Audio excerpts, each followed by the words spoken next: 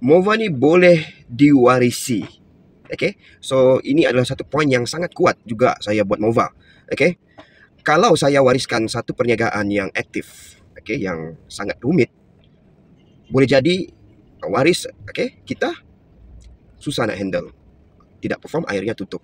Okay, tapi dalam MOVA ni semuanya sudah disistemkan. Okay, kita cuma perlu login dan withdraw commission. Jadi dia tidak perlu komitmen yang sangat tinggi dan tidak perlu high skill ataupun kemahiran yang tinggi. Okay, cuma pada peringkat permulaan kita perlu besarkan kita punya database pengguna. Jadi apa yang saya nampak dalam MOVA ni untuk saya lah. Okay, contoh, nampak di skrin ni, dalam tempoh 3 bulan saya buat MOVA, database pengguna dalam tim saya berjumlah hampir 40,000 pengguna. Nah, jadi kalaulah saya buat kiraan secara purata, lebih kurang 10,000 lah pengguna setiap bulan. Dalam tempoh 5 tahun dari sekarang, kalau dengan purata 10,000 pengguna setiap bulan berkembang, bermakna selepas 5 tahun, dalam grup saya ada 600,000 pengguna. Dia logik sebab kita ada pengguna dalam Malaysia ni lebih kurang 20 juta. Okay, macam saya target tak banyak, 600,000 pengguna. Okay, sebab ini logik sebab dia kerja berkumpulan. Okay, dengan 600,000 pengguna, okay, setiap hari, setiap bulan tu, ada cycle-nya yang akan beli di Shopee ataupun di TikTok. Dan saya rasa mungkin 5 tahun bukan hanya 2 platform saja. Mungkin kita ada 5-6 platform. Okay, yang kita tahu, on the way Lazada, Traveloka, Shopee Food, dan confirm akan banyak lagi platform. Jadi, kiraan saya, dia logik, okay, untuk capai pendapatan 10 hingga 50,000 pasif sebulan. Okay, dengan angka 600,000 pengguna. Jadi, bagi saya kena fokus buat MOVA ni, kembangkan database pengguna.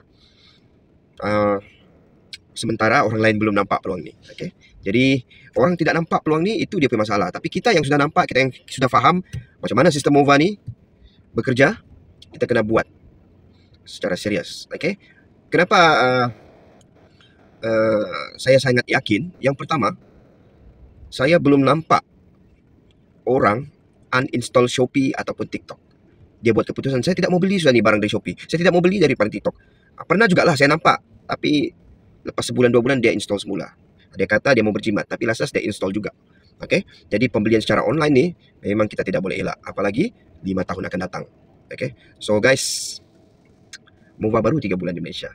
Okay? So yang sudah buat, teruskan buat. Okay? Anda kena faham apa yang kita buat hari ini hasilnya bukan sekarang. Okay? Paling kurang lah hasilnya kita akan nampak dalam 1 tahun akan datang. Okay. Jadi, dan masa tu memang income tak boleh berhenti. Jangankan 1 tahun akan datang. Sekarang pun saya hari-hari post. Hari-hari saya post testimoni pendapatan dalam MOVA. Untuk meyakinkan kita punya tim MOVA ni bahawa passive income dalam MOVA itu adalah real.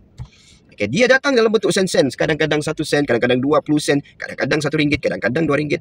Okay? Bagi saya bukan nilainya, tapi volume dan sejauh mana dia datang dengan keadaan yang stabil. Bukan di push. Dia datang secara natural, organic. Bukan kita hit hari ini baru dapat income. Tidak. Okay? Walaupun saya tak buat apa-apa hari ini income tetap jalan. Sebab ada cycle dalam MOVA ni, dalam tim kita yang berbelanja. Mungkin 10% belanja hari ini. Mungkin 10% lagi akan belanja esok. Mungkin 10% lagi akan belanja tulang. Dia akan jadi satu cycle. Okay? So itulah, dalam MOVA ni dia boleh dapat pendapatan hari-hari. Dan paling best, sistem yang membenarkan untuk kita withdraw hari-hari. Itulah MOVA.